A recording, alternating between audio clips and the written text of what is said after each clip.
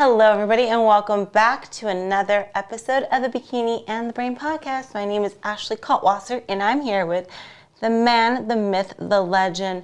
You know him as at Team Elite Physique on Instagram. I know him as Coach Adam. Others call him Adam Bo or Bonilla. It's true. You called me Bonilla for a while. Bonilla? Did I?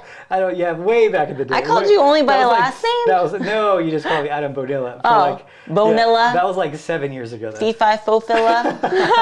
But it's Bonilla, just so you guys know. Bonilla. Yes. So we're coming back this week from a little show known as the Olympia. Yeah, it is a little local. It's a little local show. A little local show. You guys should enter next year. $100.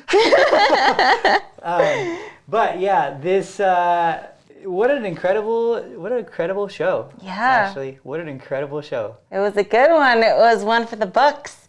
And I passed the final exam. I'm happy about that. You did. You did pass the final exam. That's for sure. I passed the final exam. Ashley's always that's how Ashley was like. It's like the final exam of the year. Yeah. You passed the class. You got an A. I did. Yeah. Like I always like to compare the Olympia to the final exam. So, you know, and a lot of people are like, oh my gosh, the Olympia, how exciting. Are you excited? I'm like, yeah, it's exciting, but it's also very nerve-wracking, and it's very, very much about pressure. And, you know, I like to say like some of the, you know, shows that may be more at a local level or not as high of a tier show, you know, those are like fun shows and they're like, yeah, woo, woo. But this one's like, nope, down to business. So it's all eyes are on you. It's a lot of pressure. It's a lot of pressure. So I like to compare it to like the final exam because unfortunately what happens is sometimes it's like you can have an awesome year, but if you don't pass the final exam, you fail, right? You fail the class, but I passed. You did. Look, Mom, I passed. I got an A this year. I'm on the honor roll. Yay. You did. You'd be on the honor roll. You'd be like, is it Sigma Cum Laude? You'd be everything. Yeah, this year. It was good. I'd get invited to an honors breakfast. I'd get like a little badge, you know. Little sash. Little sash. So let's see. How did you do at the Olympia, for those who don't know? I ended up getting third place, which I'm super excited about. And what I'm most excited about is I'm like back in the mix, I think, is a good way to put it. I'm back in the mix. Yeah. I was out of the mix for, gosh, a long time. The Olympia mix, because it always seemed like I would have a good year, but I failed the final exam, right? Yeah. I would have years where I'd win almost all of my regular season shows, but at the Olympia, I would just, I don't know, pressure would get to me. I would do something stupid, or my body just wouldn't cooperate for that final show. But not this time. I finally pulled it together, and I'm finally back in the mix. So I'm super excited about that. I have not done this good since 2016. In 2016, let me give you guys a little summary of my seasons. So I won the Olympia in 2013, 14, and 15. Okay. 2016, I got fourth place at the Olympia. Yeah. And then after that fourth place, I'm like, oh, I need a break. So I took 2017 off. I took an entire year off, came back in 2018, and I got fifth place. And then in 2019, I got sixth place.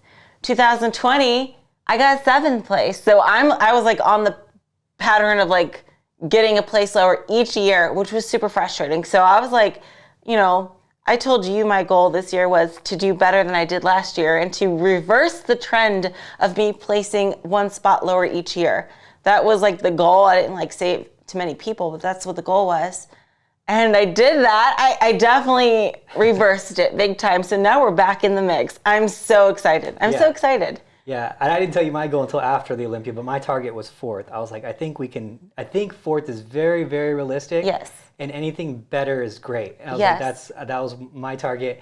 And I was like, there's a lot of scenarios where she can actually win it, but I'm going to target for fourth. Yeah. I'm going to consider that a win, you know? Right. And so, and just so you guys know too, because a lot of you guys maybe didn't see the Olympia, but a lot of guys who did see the Olympia kind of don't know how close it was. But this was the closest Olympia from first and third. And I've seen all the scorecards from years past, and this is, I gotta remember because there's so many years, but I feel like this is the closest one for many years. I have to like really look back at it. I haven't done that yet. But between first and third place, the difference was 3 points. And the difference between first and second place was 1 point. So Jennifer ended up winning. Congratulations, Jennifer. Yay! You know, love Jennifer. She's a Las Vegas girl, and Mark is out here, her guy. And so we brought back first and third to Vegas, which is awesome. And there's another thing too. Jennifer's Canadian, and so is Laura Lee. So you're the number one Canadian. I'm not Canadian. Number one American. In fact, fun fact, I was the only American in top 5. Really? Oh, that's right, huh? Mm-hmm. Yeah, you're right, because you said Maureen. Yeah, you're right. Dang. Yeah. So I'm holding it down for the USA. Holding it down for the USA, man. These girls are coming from all over the place. I'm still holding it down for the US of A. Thank you, Ashley. Yes, God bless America. America. So Laura Lee 1 point behind Jennifer, and Ashley 2 points behind Laura Lee. And crazy closeness with his scoring. Yeah. And all the judges said, Laura Lee could have won, and we wouldn't have had any arguments from any of the top judges. Ashley could have won, we wouldn't have any argument. Everyone would have agreed upon it on the judging panel. It was that close. Yeah. So, and that comes from a judge. That's and if you want to kind of like explain how the points works, like, because a lot of people out there don't realize how it works. If they just think it gets tallied up, but actually two of the judges' scores automatically get knocked off, the highest and the lowest, right? Yes. And then they take the middle and add them together, correct? Yeah, it looks like, I did the math, and it looks like there was 7 judges, 2 scores got knocked off, and they do that for quality control. Yes. Because, like, let's say... In case there's, like, any weird judge that maybe isn't as, I guess, knowledgeable or something. But obviously in Olympia, that's not the case. Yeah. But they apply that rule to every single show, just in case. Yeah, that's just for, like, every single show, just in case, like, at a local show, you're... some judge's ex-girlfriend who he's mad at is competing and he places her dead last. Well, his score doesn't count, or if there's some bias or something. It's a quality control thing. So, but they do it all the way up at the top just in case someone's having an off day or whatever. So, first the highest and lowest score gets thrown out, and then however your placing is, that's how many points you get. So if you're first place, you get 1 point. If you're second place, you get 2 points. Third, 3. And so on, and then you add the points together, and it's like golf, the lowest score wins. So 8 points. So if it was a perfect score for Jennifer, she would have had 5 points, and then Laura Lee would have had 15, and then Ashley would have had 20. If that would be a perfect case scenario for first, second, third, if every judge agreed on the same winner. But it was 8, 9, and 11, which is nuts, because no one got perfect score. Everyone got at least, from that marker, everyone got at least 2 seconds. I think everyone got at least a first in that one to make that points actually add up right. Everyone, I think, would have to get a first. So it's kind of crazy, because if you had, if you had 5, it's a weird how it all worked out. I did all the math, like all the scenarios, but you had to have at least 1 first. Jennifer had to have at least 3. Laura Lee had to have at least 2, like people thinking that she was first. And the scores were just, you could tell it was super hard for the judges to figure out the best one. It's the hardest division to score. And this year I found it as 3 separate looks, and I think that it was just defined on what they preferred, and it was like whatever their personal preference was for the look. And which I think is really good, because it gives everyone, I like it better that way, to be honest. Because it gives everyone who has a different physique like an opportunity. Like they can look at Ashley and be like, I like the athletic bikini girl who's like, and Ashley would be the athletic bikini girl who's balanced. Nothing really is like, everything on her is crazy, of course, but nothing is like stands out. Whoa, that's crazy. Nothing's out of balance, right? And that's what I always say, is you should be kind of put together very well like that. But she's athletic, she's lean, she was the leanest one, really popped. That's the athletic one. And then you have, Laura Lee, who has the wow factor. Her glutes are crazy. She's, can break Instagram with a good booty shot. So like that's the wow factor girl. Like, do you want that one, or do you want, Jennifer, who I figured is more, she's a little softer, and she's more what I would consider like commercial bikini, where she could be like a full-on bikini model, bikini fitness model too. So it's like just different types of girls, all different structures too, which is cool. So I like it that way, because it's, gives a real good, hope to everyone, you know? Right. There's no set, like, you have to look just like this and have this structure. That is correct. And, you know, even looking at even further in the top 10, you'll see even more variety there. But it was very apparent in the top 3 call out there. I mean, we looked so different from each other. So different. It's almost like you wouldn't expect like that kind of mix to be at the top. But I'm glad it was, because like you said, it does give people hope that it's like different structures can thrive in bikini. You don't have to necessarily look a certain way. You have to look best for yourself. And I think even in like the conditioning level too, I found it to be interesting. You know, the judges' feedback for me was like, I looked better than I ever have, which was amazing news. And funny enough, it was probably my leanest look of the year, right? Yeah. So having my amount of leanness compared to maybe Jen, where they want her softer, see different looks for different body types, right? So for me, I can pull off a leaner look a little bit better. I cannot pull off soft. We tried looking softer. It doesn't look as good. It doesn't look as good as all. But, you know, for somebody like Jennifer, definitely can pull off that. And she wears it well, whereas I could never look that good if I was softer. But it's, you know, it's like we're different tastes, and that's why bikini is so volatile, is how you like to describe it, unpredictable, which will bring up the point too that just how unpredictable and volatile bikini is every one of us in the top 3, the first call out, we have placed at least 3rd place or lower at a local show this year alone. Yeah. Isn't that crazy to think? And that's just like, hey, somebody has their days and some people don't. Different tastes, different judges like certain things. So it's like, it's helpful to know that if you're like wanting a little bit of like motivation, I guess, like, hey, if you don't do as good as you wanted to at a show, if you got 3rd place at a show, you know, it doesn't necessarily matter at the end of the day, because it's bikini. And if you do better at another show, then, you know, maybe a different set of judges like that look on you better. You know, it's just, you play around with your look a little bit, but don't get too discouraged if you don't do as well as you wished at a smaller show or whatever, you know? Yeah, and it's another important thing to say too is, I think, is it this year?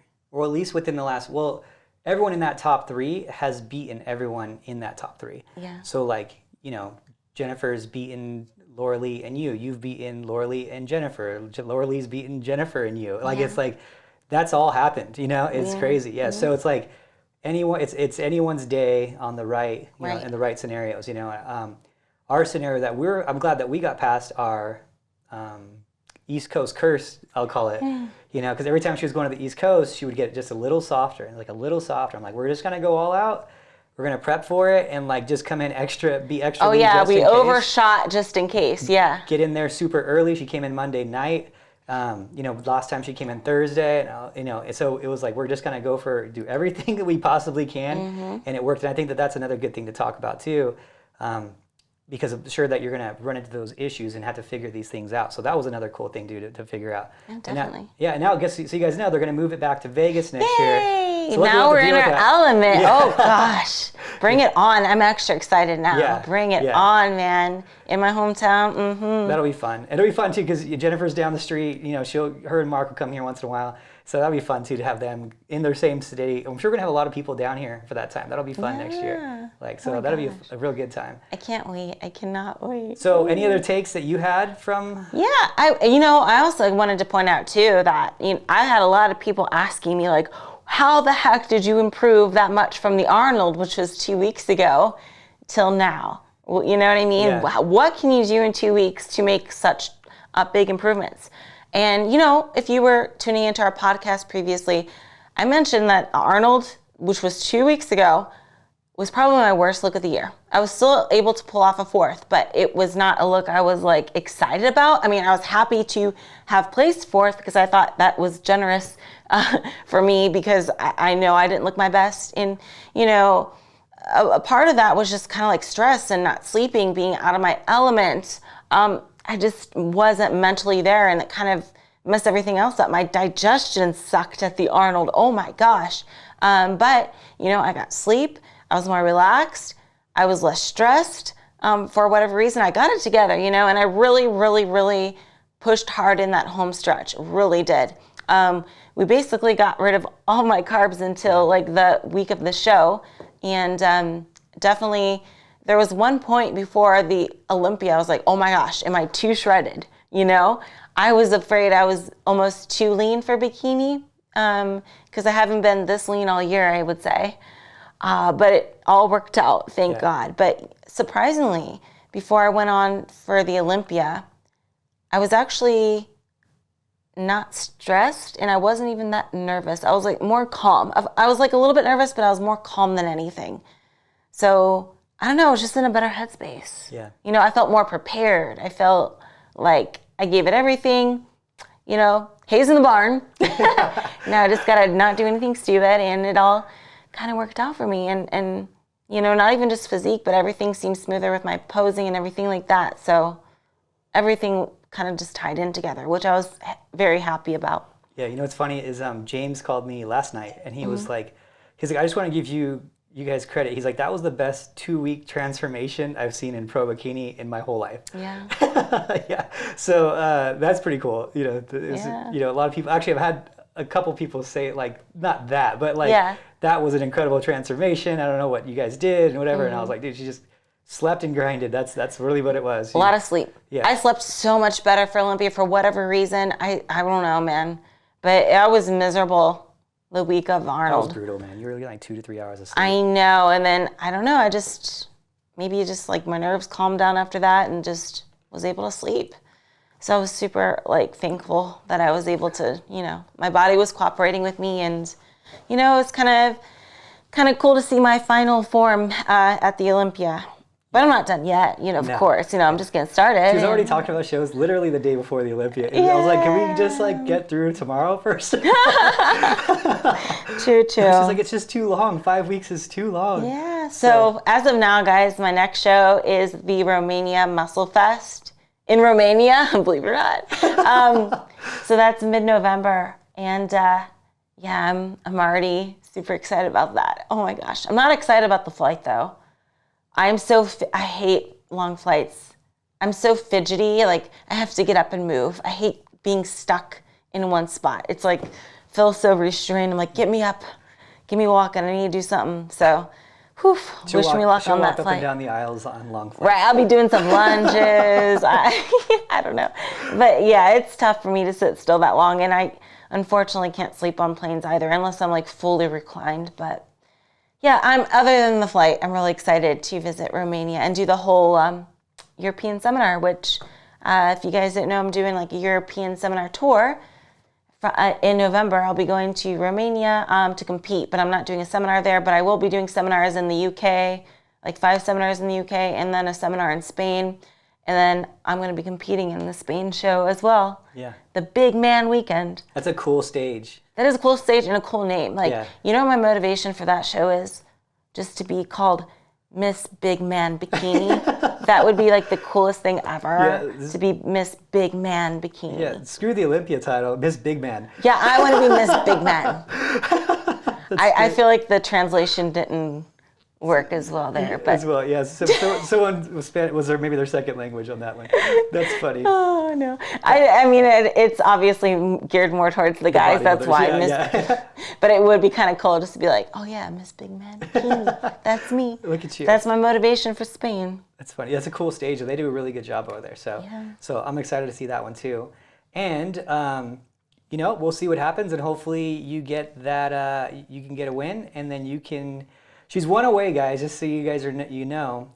She's one away from being the all-time most winning person ever in the IFBB, which is crazy to even think about, to be honest. It's like to even say out loud is nuts. Yeah, it is kind of nuts. Yeah. I just wanted to win one pro show when I turned pro. I thought that would be the pinnacle of my career, to win one pro show, and that would be it. Yeah. Look at me now. I get a lot of people are always asking me, like, how does she keep doing it? How does she keep doing it? And I'm like, you got to understand it's a different mindset. It's not like your normal mindset, you know? And it's like anyone who does anything great doesn't have that normal mindset. And so, you know, people get mad or whatever, or say it's too much, but they don't understand the mindset. It's like a Michael Jordan mindset, you know, a Tiger Woods mindset of like doing more, being great, and becoming a legend, which is like people don't understand it. Like they don't fully grasp the concept because they think of like bikini as like bikini fitness and it's fun and it's this and it's that. And I'm like, you got to understand, like there's certain people out there that don't take it the same way. Like they are there to do something great in it, and it's like it takes a lot of sacrifice to do it. So it's cool to witness it for sure, and it's cool to see you witness it and still have success at the being a couple points away, 3 points away from the grand championship, right, of the sport too. And I think it says a lot. I think it says a whole lot for people who are questioning how much you can compete and how they can't improve by staying lean. And that's what I really like about it too, with what you've done, is you've kind of created a lot of exposure to people like, no, you can live fit and you can still make improvements, because you went up 4 slots at the world level. You're number 3 in the world right now. Number 3 in the world, and you did that while competing 10 times, even after, if you count after the Olympia. Was there more after last year too? Was it maybe 11, 12 times since then? I don't know. No. But shout out to the people that said, I'm just getting burnt out and that I'm ruining your chances. Ruining my chances at the Olympia, and I'm going to look worse and worse because I'm going to compete so much. Yeah, but it's a good... It's for the birds, I think it's great for people to see that, right? Yeah. Like, hey, I can live lean. I can make improvements. I don't need to go through this bulking phase. You can look at her pictures from last year. She's dramatically improved.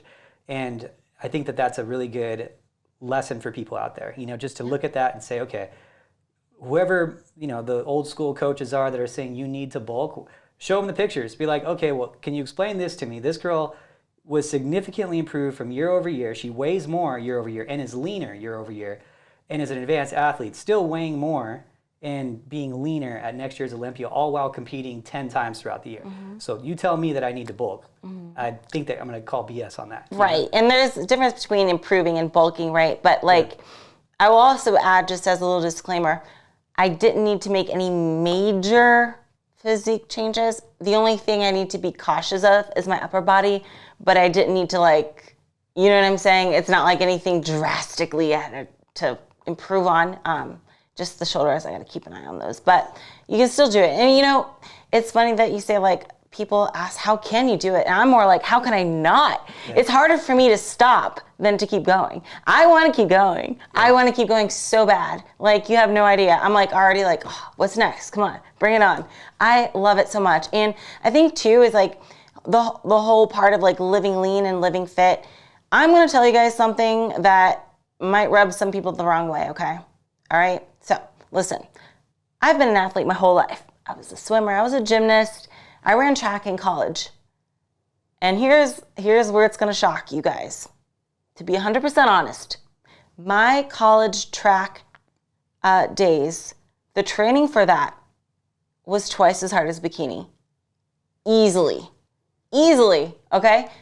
I'm talking twice a week, doing 400-meter repeats on the track till I threw up. Do you know what the feeling of lactic acid buildup is? It sucks, okay?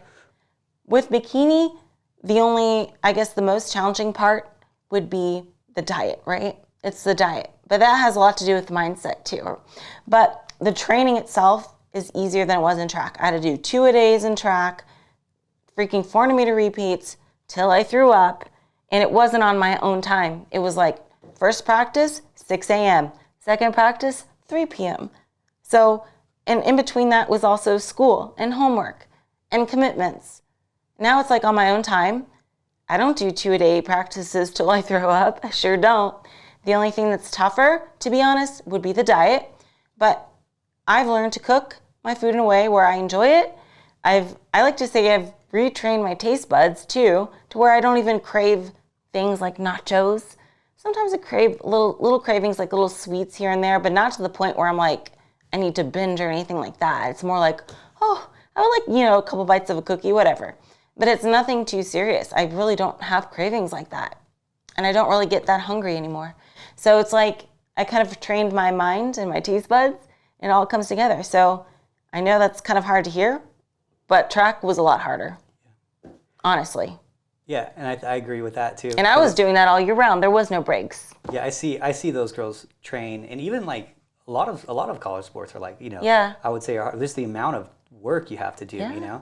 Like, and I think that it does set you up for this. To Yeah, it's kind of like, oh, this is nothing. Yeah. This is nothing. For sure. And it's because a lot of these high level college sports are at least 2 hours a day practice, at least. Yeah. Oh, more than that. Yeah. And it's that plus the skill work, which is not part of the actual like conditioning part of it, like, drills and skills and techniques and stuff like that. So it's a lot. Yeah. And I think that another thing that, potentially could rub people the wrong way too, with how you live your life too, and how I think that anyone who's doing physique competitions should live their life, is that healthy eating should be considered normal eating. And the problem is that in America and in a lot of these places that are very westernized, if you eat regular and healthy, like that's considered healthy eating only because the standard is unhealthy. So like there's the baseline reference even of you eating healthy is considered eating healthy, but it should just be considered eating. You know what I mean? Oh, I just eat, and then occasionally I have junk food, a piece of junk food or something like that, right?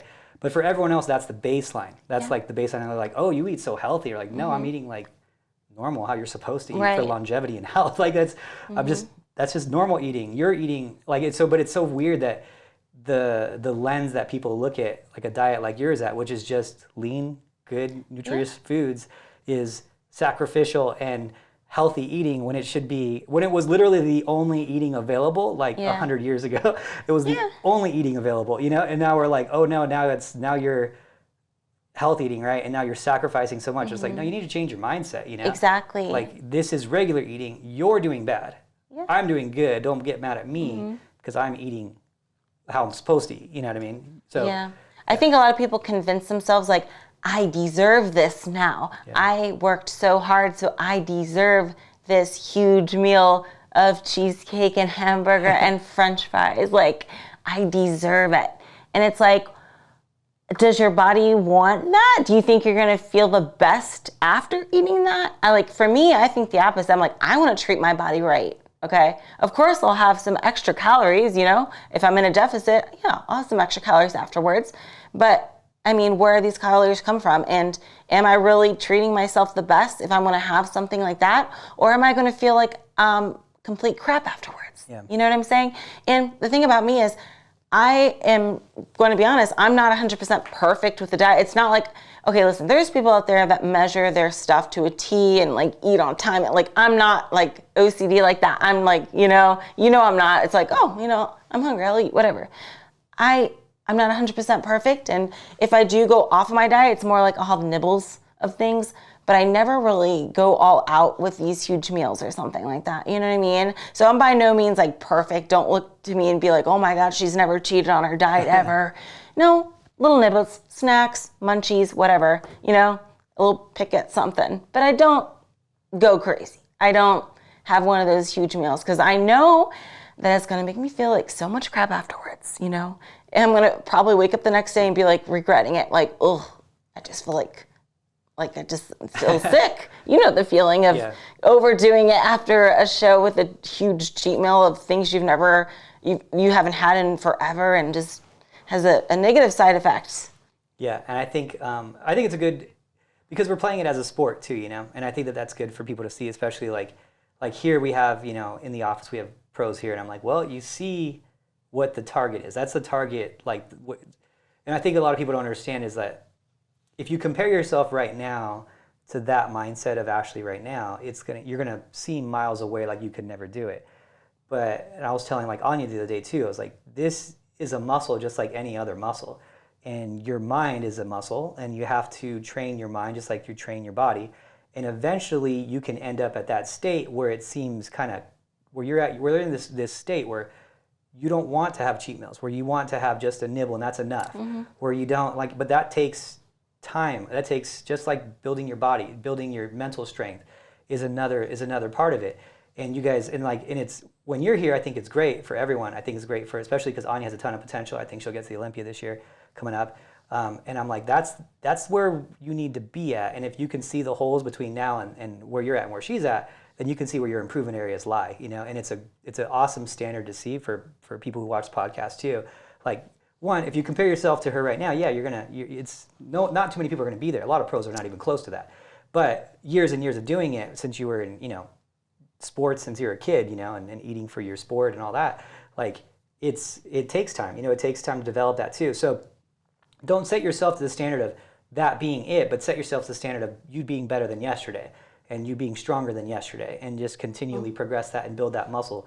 And then eventually your baseline could be at that kind of mental state too, right. which I think is great, And so it's cool. I'm just really happy that the way the year worked out. You got third place, you did all these shows, you did really well. And it just, because one of the things that I always want to fight as a coach is the norms, the norms that aren't right. And one of the norms that isn't right is a lot of people will do their show and then they blow up after their show, and then they, it hurts the girls' confidence, and they don't like it. And I'm like, if fitness was your jam before you did shows, and now you're only in shape for shows and then blow up after the show, and then you're in shape for a show and then blow up after the show, like you're doing something wrong. And those girls have the hardest time with it, And so I just confidence-wise, and I want you to be an example of, yes, you can make improvements. Yes, you can actually change your body for the positive while staying lean, while living lean. Eating healthy is a good thing. It's not a bad thing. You're not sacrificing by eating healthy. You're just doing what you're supposed to do for longevity and health and all that. So I'm really happy that you did it this route, and it worked out the way it did because of that. It's a very good example. Oh yeah, and I want to keep going like this too. It's just like, I think that was the best thing we could have done, is doing all these shows, because I learned so much. We did. Every single show, I learned so much. And what's funny is, like, I'm very, how do I explain it? I will see something I can fix, and what I want to do is, I don't want to go into some off season and start eating. What I want to do is be like, oh, I want to get into the next show so I can fix what I can fix. Like, I will see the little things and be like, it kind of irritates me, like, my hair was flipped over this way. I don't like that. Something like that. I'm like, I want to fix it. I want to correct it, and then go into the next show and correct it. Like, it kind of bothers me sometimes. I'm like, I want to fix it. Yeah. But, I think we also need to take a step back and look at what is making us happy? Okay. Is food making you happy? Because if food is the determining factor of your happiness, that might be an issue, right?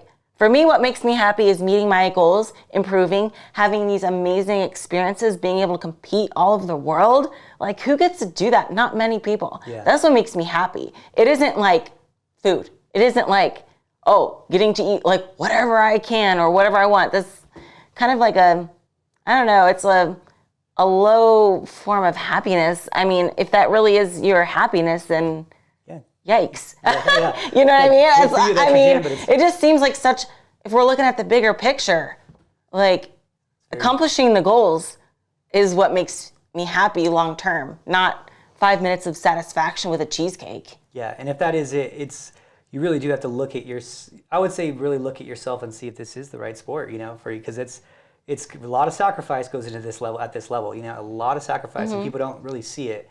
But it's not going to be a short thing. It's not going to be you being good only for 12 weeks. It's way more than that. And so so I would definitely assess that. What brings, and that's a good point. Bring what makes you happy, Yeah. And I've done that with my own self too. And then as a coach, it's just it's a lot different for me.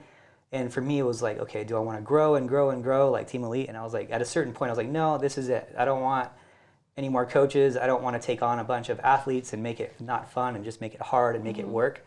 Like I enjoy our journey a lot, and I never want to do anything to compromise that. I've actually already had a couple pros already reach out to me, and I told them right now is not the right time, because we got a lot going on. Phoebe's going to be doing great this year. I think Anya's competitive this year too, and so I'm already it's important for me. It's about having the experiences and progressing the athlete and learning. And I think that especially this year, with you, we really learned a lot. I will say for sure this year, I learned more about pro bikini than any prior year that I ever have. And I've had good years, but this year was like a crash course of little tiny details. And now what's really cool is we studied and studied and studied and studied, every single show, just looking at little, we're talking an inch of elbow movement, things like that. We're talking shape of hair and all these little intricacies that people don't even see. And it's funny now, I've just got this lens that's so sharp right now that I'm like, I could see it and I'm like, oh, there it is, you know? And it was, this year was like really cool to sharpen that tool. It was a really awesome year to sharpen that tool. And yeah, just visually, I mean, I don't know if you got that same thing this year where you just improved so much, but it's like, I'm doing these like assessments now, like physique assessments and stuff. And I'm like, what's wrong? And I'm like, oh, this. Yeah. And I think before I would have been like this and this, you know, but now I'm like 7 things, like you're a mess, you know? Yeah. And it's like, and then now I can just be like, oh no, there's so much there, you know, so much room for improvement. So it's like, it's really cool to do it this way. Where we're at in terms of like my own happiness too is I'm in a good spot with everything, you know? I'm really happy. I think the travel time is adequate. It's right.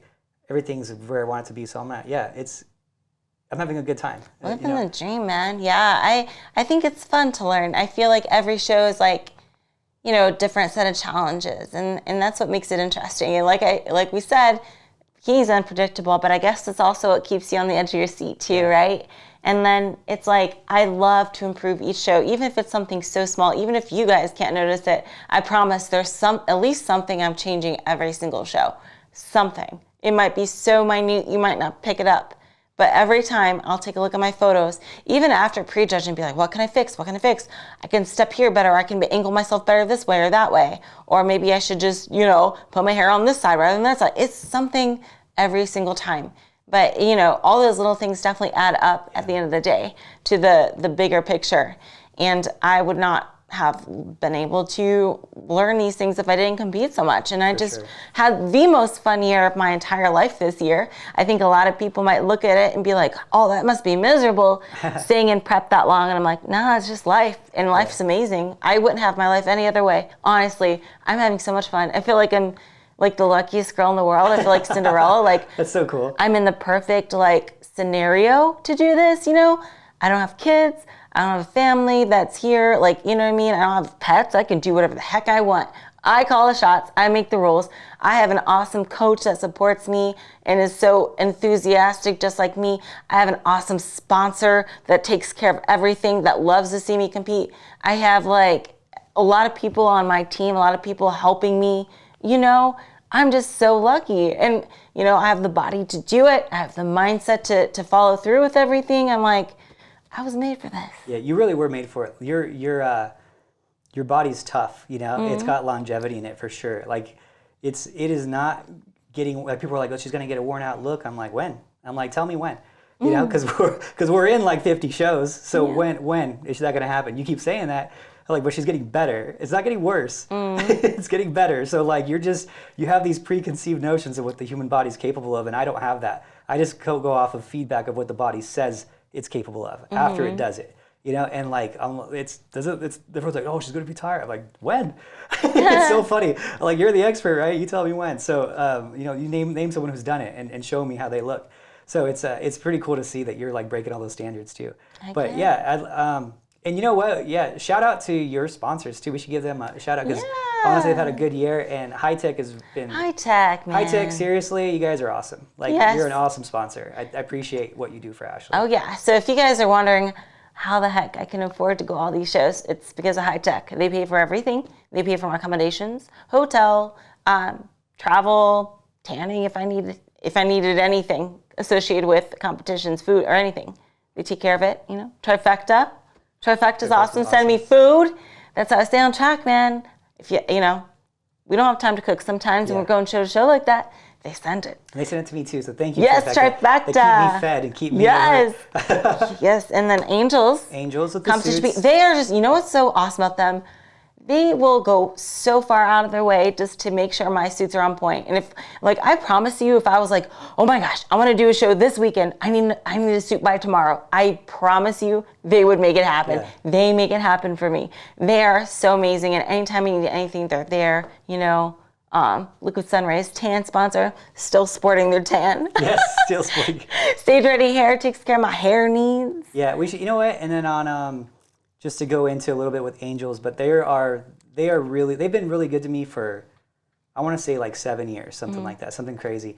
And I've had instances of like, even people who weren't on like Ashley's level, just someone at USA's or something like that, where the suit really didn't fit them that right. and I'll just text them and be like, hey, this suit's a little off. Do you have anyone here? And I've had them literally in the room, like 40 minutes later, with hand stitching someone's suit to be shorter on the top. Like they're like, I'll get on it. We'll get someone there right now. And I'm like we have someone there. And they're like, I'm like, you guys are like crazy good with the service, you know? And and like I will say, you know, and I apologize for some of these people. I am really hard to work with when it comes to like suits and cuts and all these different things, because I'm super particular. And like and every time there's been an issue, they'll fix it if there is one. But at this point, I'm not really running into issues. But before, I'm just like, I'm very hard to work with because I expect a very certain look, and different girls have different shapes. So it's like, you know, I'm setting a lot of suits back sometimes. So it's like, it's really nice to have someone like that. And then with yours, another one, your stage ready hair, I don't think people understand like the hair side of things and what goes into it. But Ashley, tell them about what you wear. So stage ready hair is great because you can get extensions from your local salon, but stage ready hair specializes in competition hair. So they got all your hair extension needs. Like, they know how to do hair specifically for stage. So look them up. And also, I wanted to go back to Angels real quick, just to mention, Kiara, the owner of Angels Competition Bikinis, has decided to be the replacement Adam for the European seminar. So since you're unable to come to the European seminar, freaking Kiara stepped in and said, you know what, Ashley, I'll go with you. So she's coming with me to Romania. She's coming with me to UK. She's coming with me to Spain. The whole thing, she'll be there making sure that she's the replacement pageant mom. And she'll also be talking a little bit about suits too, helping out with the seminar. But I thought that was really awesome of her to volunteer to be the replacement Adam. Well, that's good. Well, hopefully she. So I won't be all alone. Thank you, hopefully Kara. she does an adequate job. It's an easy role to fill. Don't. I feel like she looks like she'd be a loud cheerleader. Yeah, she would be. So that's really cool. Thank you for that. And they're making me some special suits for Europe. I thought, you know what? Since I'm in Europe, let's get a little crazy. Let's get a little wild. So I'm going to try some different colors maybe in Europe. And still not royal blue though. Not royal blue. I refuse to do a true blue or purple because everyone's doing that. I'm like, no, I refuse to conform. But I got her to red. That's pretty good. I got her to red. It took a while to get red. You know how long it took to get out of my green? I was green since 2012 till 2020. 2020. Yeah. Oh my God. Yeah. That's how long it took me to get out of green.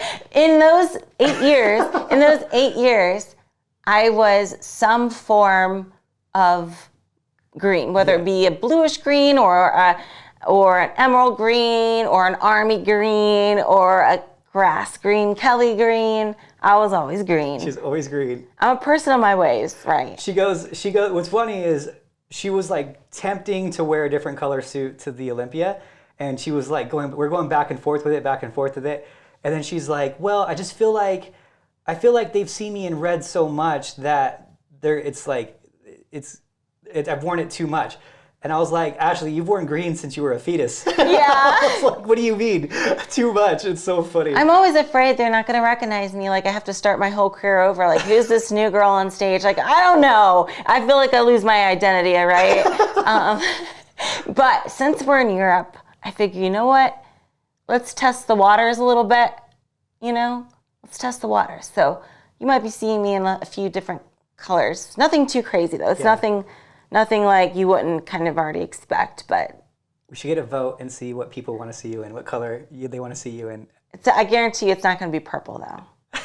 Or like a blue. I think if a blue is like a greenish blue, yes, but I think a bright, and I'm not because of the team colors, but I think a bright royal blue would look good on you. But I like the red the best. I don't think that I'm gonna like any other color more than red. Red did pop. The only thing I was saying about red is like it's a tough color because there's not much variation you can do with it. Because like green, like I said, you can go many different ways with green: emerald, grass green, Kelly green, bluish green, teal. Like you can do a lot with green. You can do a lot with blue. Yeah. Red is tricky because you don't want to go burgundy. That does not pop on stage. Yeah. It does not. And then you can go like an orangish red, but it can kind of get a little too close to like your tan color, which is a little tricky. And then there's the magenta red option, but that if I were to do a variation, it might be more towards that. However, I just don't think a magenta would fit me so well. Yeah. You know what I'm saying? But not saying that those colors look bad on any other person. I'm saying for me personally, because it all has to do with skin tones, right? Skin tones make all the difference. Like darker skin athletes can sometimes get away with pastels. I can't get away with a pastel, but and vice versa. It all depends on your skin tone. So although I just mentioned a whole bunch of red tones that didn't work, I'm referring to me personally. Yeah. So I don't know. The only option is that, I guess, true fire engine cherry red that I've been wearing. And I love that red. Another good thing for the girls listening to this. A lot of girls are like, oh, I'm doing a new shoot. I'm doing another show. I need a new suit. And they're like doing new suits like all the time. Like, how many times did you wear that red suit? I mean, until the wheels fell off on that thing. I'm retiring that suit. Yeah. It's actually on your display case, but it's had its run. What do you have on that show? Seven shows on that suit alone? Oh, probably? More than that, I think. Yeah. More than that. Yeah, and so for the girls who are like, I need a new suit every time, like, you don't need a new suit every time. Yeah. Like she wore it so much, like even gems were falling off of it. So, yeah, it's definitely gotten used. It's gotten its use, that's for sure. But yeah, I think like a lot of people look at everyone else and think they have to conform just like that, you know? And that goes with everything with competitions too. Of course, you don't want to be so outside the box where you're just like purposely like, I don't know, being a rebel, if that makes sense. Yeah. But you don't have to do everything that everyone else is doing. And I'll even take my presentation, for example. Guess who was the only person in the whole Olympia lineup, or actually I will even go as far as to say every pro show now, that doesn't do a back walk in their presentation? That's me. I don't do a back walk in my presentation. Everyone else does. Yeah. Everyone else does. But I'll tell you what, I even asked the main head judge before. I'm like, hey, question. Everyone does a back walk in their presentation. Is that something that like we have to do? Do you score down if we don't do it? And she says, no. Absolutely, you do not have to. You don't. She said, in fact, the more you do, the more poses you do and the more you add on to your routine is more opportunity for us to see your flaws. So stick to what's best and it's most flattering to your physique. And all this added fluff is just room for mistake. Yeah. You know? So I took that and I'm like, I was nervous. I was even debating. I was like, maybe I should, because everyone else is doing it. But at the end of the day, you don't need. And maybe I'll add it in someday if I'm feeling feisty. But my presentation's long enough as it is right now. It's not abnormally short now. I've created it in a way to where I don't need to do that necessarily. So and going into that too, Sandy has said it in seminars that the longer people are on stage, she said when they first come out, I'm like, wow, and I see them and I'm impressed and I'm like, wow, she looks great and this and that. And then the longer they stay up there, I'm like, okay, well, this could be improved, this could be improved, this could be. So like she says, the longer that you're on the stage, the more time I have to like lose that initial wow and start seeing the flaws. So like, so that was kind of one of her feedbacks at like before pro shows and stuff too. So just, take that for what it is for you pros out there that are doing like these really long routines. Yeah. Might be beneficial to you, if you got no flaws, then great. But mostly everyone does, and they start becoming more obvious. Maybe it's not even necessarily the walk that it would be their flaw. Maybe it's something else, but they're just adding it onto the routine just because they feel like it needs to be longer or whatever like that, or just because they see everyone else do it. Here's what happens is somebody will like win with doing something that's different, right? And then everyone will start to pick up on that. Yeah. She told me, she's like, that became a thing like 2 years ago. Like 1 or 2 girls were doing it and then like they did well, not necessarily because of the back walk, but they started doing well. Then everyone else just started to copy it, So it's kind of like things become a trend and then everyone else does it. And who knows, maybe a pose that I was doing, my little hand on the hip thing, maybe if somebody sees I did that, they'll start doing that too. And that becomes a thing. You never know. Yeah. So it's kind of like that's how trends start. You know what became a trend is Chris Bumpstead's mustache in Classic Physique. There you go. How many damn guys are wearing that mustache in Classic Physique? I was like, it works for Chris, but like, come on, guys. Everyone looks like a cop in Classic Physique. It was a little comical, to be honest. It was like, but like the littlest things, your green suit became a trend. Everyone was wearing green for a couple of years, and it's like, Angelica's purple suit became a trend, and everyone was yeah. wearing purple for a couple years. It was like, it's really funny how these little things like And start now, off. wellness, you're going to be seeing a lot of blondes with red suits Yep. now because everyone feels like that's what they got to do sure. to win because that's who like was winning. If you guys didn't catch the Olympia, top 3 at the Wellness Olympia were all blondes with red suits. Yep. How crazy. But I bet you people are going to start to dye their hair blonde, wear a red suit. Just so you guys watch. 100%. I was funny because Becky posted that, and then I posted, I wrote on her in the comments in Becky's photo, I was like, proof that it was never about being brunette, you know, because it's like all 3 were right. Because everyone was like, oh, you got to be brunette, you got to be brunette. I was like, no, it's just, they weren't. Yep. They'll be like, oh, I didn't win because I wasn't a brunette. Yeah. You know what I mean? I'm just like, oh God, don't even. Like people see things and then they assume that just because it's like they look a certain way, that's the reason why they won, and you have to dye your hair brown or black or whatever. So, you know, I think blondes definitely can pull it off on stage, but you know, you can't, I would say just make sure it's like a good tone of blonde. I think sometimes if you get too like a white of a blonde or too yellowy, it kind of looks a little odd, but it's not necessarily make or break. You just have to have the right tone of it. I think the only blonde that would hurt you would be like if you were that very mild blonde where it's almost the color of your hat, kind of like starting to be golden blonde, where it's like very monochromatic with your tan. But I think other than that, as long as there's some contrast, then you're fine, you know? So that's the only time I think it really, really would play into it at all. But, right, totally. It's like you got to have your own style at the end of the day. I mean, even not necessarily in bikini this year, but you'll see in other divisions, there's so many different hairstyles and stuff. Like, it's like, you know, I think like when bikini first started, everyone thought you had to wear it either like kind of like a pageant curl type hair or like straight. And now you'll see a whole bunch of different types of hair, like shorter hair, really big curls are in style apparently now, which Jen pulls it off so good. I love her hair. But you'll see a whole bunch of different hairstyles. So it's kind of cool. You just got to find your own unique, you know, style and go with it. Whatever works for you. So anyway, I guess final notes. Any final notes from the Olympia to finish this one off? Yeah, thanks for all the support, everyone. And I'm not done yet. I still got some more shows this year. I'm going to be really bored in that 3-month gap after my last show of the year. And the other show is until March, right? The Arnold in March. That's a crazy long gap for me. So. Yeah, but it starts with the bang, that's for sure. Yeah. Yeah, I wonder if there's any shows that'll come out, because the shows aren't listed. Right now they're only listed till the 22nd of December, so you never know. One might pop up before then. We'll see what comes up this year. But expect to be seeing Ashley, again, putting some miles on those tires, that's for sure. Yeah, just getting started, man. Yeah, the way that this year went was just proof that we got to keep it going. That's all it was, you know? So thank you guys for everything, all the support this year on this crazy journey of ours, and we will talk to you later. Bye.